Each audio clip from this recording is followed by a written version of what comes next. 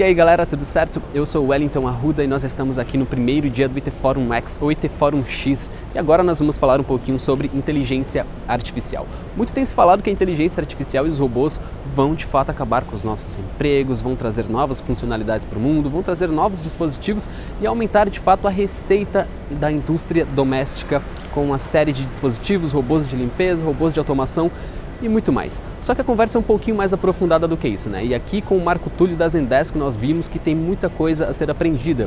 E no caso que a criatividade vai ser um grande adicional para o nosso futuro. Então, na verdade, a inteligência artificial não é um tema novo, né? A gente já estuda isso há bastante tempo.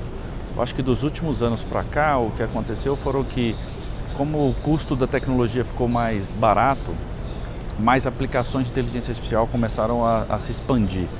E isso tem assustado algumas pessoas, né? Eu costumo dizer que aquele profissional que tem aquele trabalho repetitivo, né, que a tarefa dele do dia a dia não aporta muito valor numa determinada cadeia, esse é um profissional que corre mais risco, né? Então não que ele vai ficar sem emprego, ele vai ficar sem a tarefa que ele tem hoje.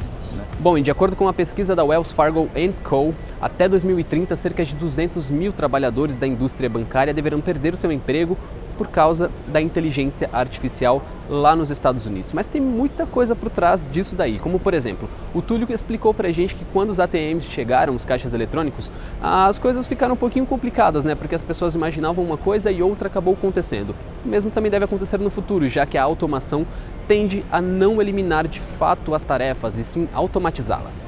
A indústria financeira é uma indústria que está sempre levando a tecnologia para um outro patamar. Então, normalmente, as coisas começam com uma certa relevância na indústria financeira. Mas eu vou te dar um exemplo aqui. Na década de 70, inventaram o caixa eletrônico. O termo ATM é Automatic Teller Machine. Pensou naquela época o seguinte, que os caixas eletrônicos os caixas humanos iam ser substituídos. Mas olha que engraçado, de 70 até hoje, o número de caixas ele quintuplicou. Por que o número de caixas quintuplicou? Porque as tarefas repetitivas elas foram deslocadas para o caixa eletrônico, ou seja, sacar um dinheiro, olhar um extrato, ou seja, fazer tarefas repetitivas. E a bancarização ficou mais barata, então os bancos conseguiram abrir mais agências, os custos bancários ficaram menores. A gente vê que tecnologias de inteligência artificial estão chegando, por exemplo, na área de atendimento, né, que é onde a empresa que eu trabalho atua mais.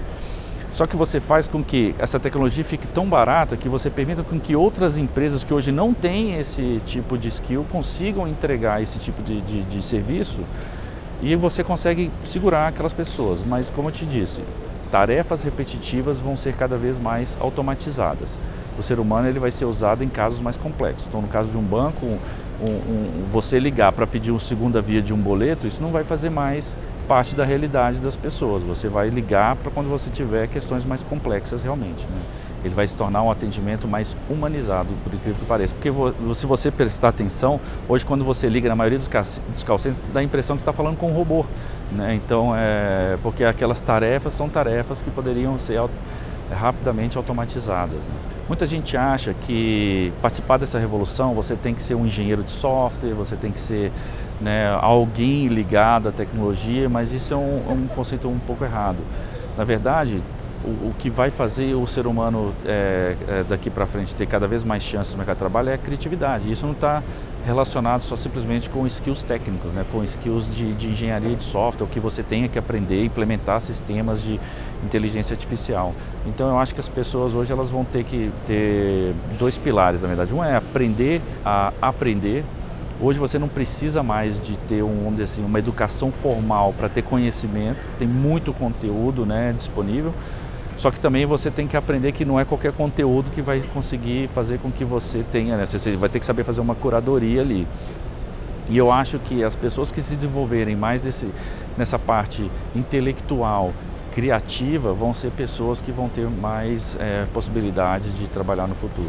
A formação em si, voltada para a inteligência artificial, no fundo é matemática. Então todo mundo que estuda algoritmos de inteligência artificial está usando algoritmos estatísticos, está usando o princípio de ciência da computação.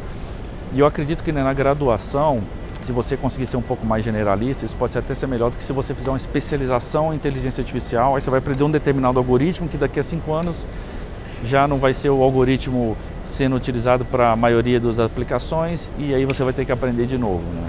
Bom, é isso. O que você espera para o futuro em relação à inteligência artificial? No que você acredita e o que você está fazendo para se preparar para os próximos anos? Comenta aqui embaixo, não se esqueça de se inscrever aqui no IT Forum 365 e também de acompanhar a cobertura completa do IT Forum X lá no itforum365.com.br.